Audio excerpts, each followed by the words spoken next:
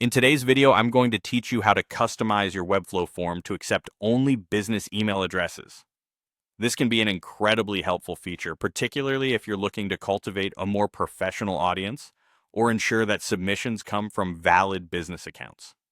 Let's start by diving into the steps needed to make these adjustments. First, let's focus on how to add custom code to your page settings. Begin by opening your Webflow site in the designer mode. Navigate to the specific page where your form is situated. Once you're there, you'll need to open up the Page Settings panel. This is your go-to place for various page-specific configurations. As you scroll down, you'll find a section labeled Custom Code. This is where all the magic happens. You'll need to paste the provided code snippet into the field marked Before Code. This particular action helps in executing scripts just before the page renders completely, ensuring a seamless user experience.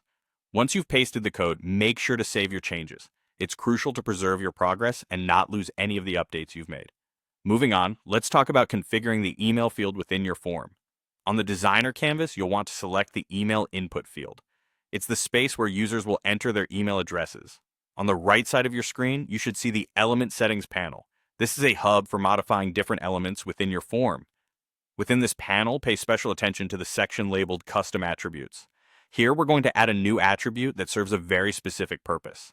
You'll need to create an attribute with the name pattern. This pattern attribute will enforce specific rules about what kinds of email addresses can be entered. For the value, you should use a regular expression. This might sound a bit technical, but think of it as a formula for filtering inputs. In our case, we want to restrict email submissions to business domains only. An example regular expression could be @gmail.com, @yahoo.com, @hotmail.com. What this does is specifically allow email addresses from business domains while preventing popular public domains like Gmail, Yahoo, and Hotmail from being accepted. Once these steps are completed, it's time to publish your site. By publishing, you make sure all these changes go live for your audience. It's like flipping the switch, making sure everything you've set up is now operational and visible to visitors. Remember to test everything on the live site to ensure it works as expected and that the form restrictions are indeed in place. With these steps, you should have a tailored form on your Webflow site that only accepts submissions from business email addresses.